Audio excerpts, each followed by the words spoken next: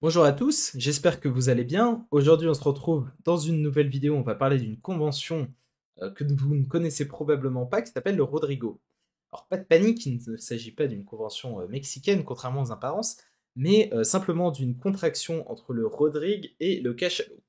Alors, pour commencer, je vais devoir vous faire un petit rappel sur qu'est-ce que c'est que le Rodrigue et pourquoi certaines personnes jouent le Rodrigue, pourquoi d'autres détestent le Rodrigue. Alors, le Rodrigue, c'est après le début un mineur, un pique. Ici un carreau, un pique par exemple, c'est de jouer l'enchère de deux carreaux pour montrer 5 cartes à cœur avec une zone de Spoutnik. Donc grosso modo entre 6 et 11 points, donc plutôt 8-11 avec 5 cœurs et 6-10 avec 6 cœurs, on va dire.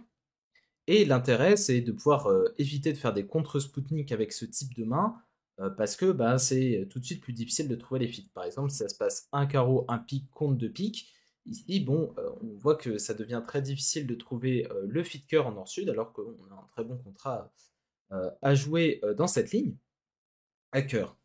Alors qu'après un Rodrigue, bah, tout simplement un carreau, un pique, deux carreaux, deux piques, on peut dire trois cœurs. Et voilà, ça facilite beaucoup les compétitifs, notamment à bas palier, quand il s'agit de trouver les cœurs. Cependant, inconvénient, dans le Rodrigue, eh ben, on peut plus dire deux carreaux quand on a un fit simple, parce que bah, c'est pris par les cœurs. Et donc, on a tout un paquet de mains qui disparaissent, et c'est d'autant plus important d'avoir ce fit à deux carreaux que ben, parfois on a des mains avec lesquelles on ne peut pas dire un sans atout, donc on n'a pas d'arrêt pique et on a un peu de jeu, on a quatre cartes en mineur, et on a quand même envie de faire une action et pas de passer, parce que ça risquerait de s'arrêter à un pique si le partenaire a une main plate. Donc on dit deux carreaux ou deux trèfles avec seulement quatre cartes et une main de 8-10 points. Et bah voilà, du coup, ça couvre vraiment un éventail assez large de mains, de mineurs, des feats de 5 cartes, les feats de 4 cartes assez maximum. Et donc, c'est embêtant de ne pas l'avoir. Et c'est là qu'intervient le Rodrigo. Le Rodrigo laisse l'enchère de deux carreaux qui montre le soutien simple. Elle inverse simplement les enchères de deux mineurs primes et de deux cœurs. Donc ici, deux trèfles serait un Rodrigo. Et donc, ça monte 5 cartes à cœur et au moins une zone de Spoutnik, mais c'est illimité. Et l'enchère de deux cœurs, ça montrerait du trèfle avec une main au moins forcing un tour. Donc, effectivement, la zone est plus large, donc il va falloir se débrouiller un petit peu avec ça, mais on a gagné, en plus du soutien simple, l'avantage de jouer de la bonne main. Donc ici, par exemple, trois cœurs, on joue de la main de nord, et vous voyez qu'on est bien mieux placé à jouer le coup de la main de nord que de la main de sud, puisque bah, on protège statistiquement les honneurs à pique. Alors il y a trois petits inconvénients au Rodrigo, alors à mon avis assez mineurs par rapport aux grands avantages que procure cette convention. Le premier, c'est que la zone de deux trèfles, elle est assez mal définie. Donc un carreau, un pique, deux trèfles, on peut avoir une main illimitée. Pareil sur un trèfle, un pique, deux carreaux. Et en compétitif, ça peut poser quelques problèmes. Par exemple, si le partenaire dit deux piques, cette enchère de trois cœurs, si vous n'avez pas de convention, elle peut paraître assez vague. Alors, moi, j'ai décidé avec mon partenaire Romaric que 200 atouts était si fit et positif et que trois cœurs était plus négatif. Bon, à mon avis, on s'en sort si on n'a pas du tout parlé, mais ça peut être un petit peu gênant au niveau des zones quand on a des zones très larges comme ça. Je vous conseille d'en discuter, même si c'est pas très grave. Le deuxième problème, c'est que sur la séquence un trèfle un pic, deux carreaux, on peut plus s'arrêter au contrat de deux trèfles alors qu'on peut dans le Rodrigue. Bon, c'est pas très grave, mais il va falloir jouer soit deux cœurs, soit trois trèfles. Trois trèfles ici, qui serait non forcing.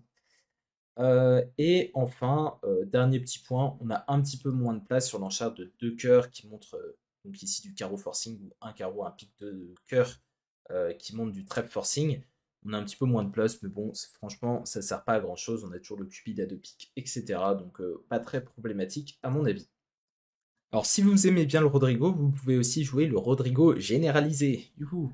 Alors là, vous avez plein de séquences en plus qui peuvent arriver. Alors, vous avez la séquence un carreau, deux trèfles, où là, on peut jouer en Texas. Donc, deux carreaux qui montent du cœur, deux cœurs qui montent de pique, et deux piques qui montent du carreau. Bon, alors, pour les zones, les qubits, tout ça, faites vos choix entre deux piques, trois trèfles, etc. Mais voilà, vous pouvez jouer en Texas ici pour pouvoir nommer des mains faibles avec du cœur et du pique. Ça vaut aussi sur des séquences un peu plus originales, parce qu'un carreau de trèfle en Texas, c'est déjà pas mal adapté par les joueurs de compétition. Mais un cœur de trèfle, pouvez ici jouer 2 carreaux qui montent du pic, donc il peut être fait avec des mains faibles, et 2 piques qui montent du carreau. Et ça vaut la même chose sur un pic, 2 trèfles, 2 carreaux qui montent du cœur et 2 cœurs qui montent du carreau.